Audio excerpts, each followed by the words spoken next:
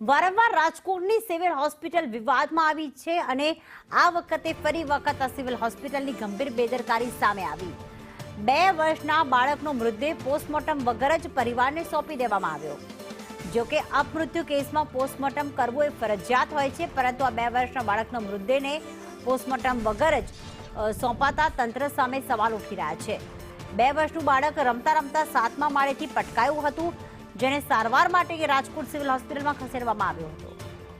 દિવેશ અમારી સાથે જોડાઈ ગયા છે। દિવેશ, 2 વર્ષના બાળકને ગંભીર ઈજાઓ પહોંચી હશે, કારણ કે તે 7મા માળેથી પટકાયું હતું। કેટલા દિવસ અહીંયા રાજકોટ સિવિલમાં જે છે દાખલ રહ્યું, સારવાર તેની ચાલી, અને આખરે શું ગંભીર બેદરકારી સામે આવી છે રાજકોટ સિવિલની?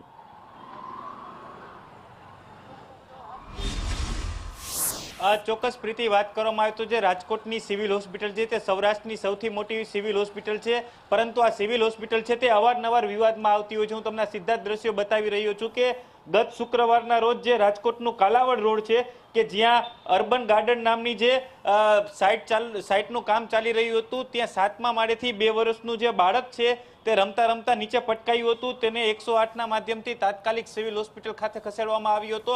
સારવાર મળે તે પહેલા જ બાળકનું છે તે મૃત્યુ નીપજ્યું હતું। ત્યારે અપમૃત્યુના કેસમાં ફરજિયાતપણે જે પોસ્ટમોર્ટમ રિપોર્ટ છે તે કરવામાં આવતો હોય છે, પરંતુ અહીં સિવિલ હોસ્પિટલની ગંભીર બેદરકારી કહી શકાય કે જે આ 2 વર્ષનું બાળક પટકાયું હતું, અપમૃત્યુનો કેસ હતો, છતાં પણ બાળકનું પોસ્ટમોર્ટમ કર્યા વિના જ તેનો મૃતદેહ છે તે પરિવારને સોંપી દેવામાં આવ્યો હતો અને પરિવારજનો છે તે આ મૃતદેહને લઈને દાહોદ માટે રવાના થઈ ગયા હતા। આ સમગ્ર મામલો છે તે અત્યારે બહાર આવ્યો છે, ત્યારે ફરીથી સિવિલની જે કામગીરી છે તેના ઉપર સવાલ ઉઠી રહ્યા છે, ગંભીર બેદરકારી કહી શકાય। ત્યારે જે સિવિલના સુપ્રિન્ટેન્ડન્ટ છે તેના દ્વારા કહેવામાં આવ્યું છે કે આ સમગ્ર મામલે તપાસ કરવામાં આવશે, તપાસ કમિટીની રચના કરવામાં આવશે। રાજકોટ સિવિલ હોસ્પિટલમાં અવારનવાર આ પ્રકારના વિવાદ સર્જાતા હોય છે, ગંભીર બેદરકારીઓ થતી હોય છે, ત્યારે જે સિવિલના સુપ્રિન્ટેન્ડન્ટ હોય છે તેનું એક જ રટણ હોય છે કે તપાસ કરવામાં આવશે, તપાસ કમિટી બનાવવામાં આવશે, પરંતુ અંતે તપાસ કમિટીના રિપોર્ટના લીધે કોઈ પણ એક્શન લેવામાં નથી આવતા, જેના લીધે જે આ પ્રશાસન છે, ડોક્ટર છે તે બેફામ બન્યા છે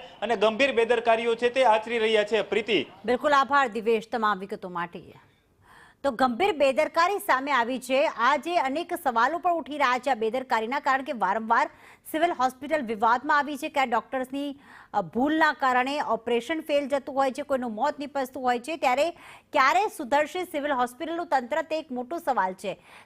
જે 2 વર્ષનું બાળક પટકાયું હતું, ત્યારબાદ તેને સારવાર આપવામાં આવી, પરંતુ અહીંયા તેનું મોત નિપજતા તેને પોસ્ટમોર્ટમ વગર જ પરિવારને સોંપી દેવામાં આવ્યું। તો આખરે પોસ્ટમોર્ટમ કર્યા વગર શા માટે સોંપી દેવામાં આવ્યું? શું સિવિલ હોસ્પિટલ તંત્રની કોઈ ચૂક રહી ગઈ સારવારમાં? આખરે બાળકનું મૃત્યુ કેવી રીતે થયું તે જ ખ્યાલ ના આવી શક્યો પરિવારને?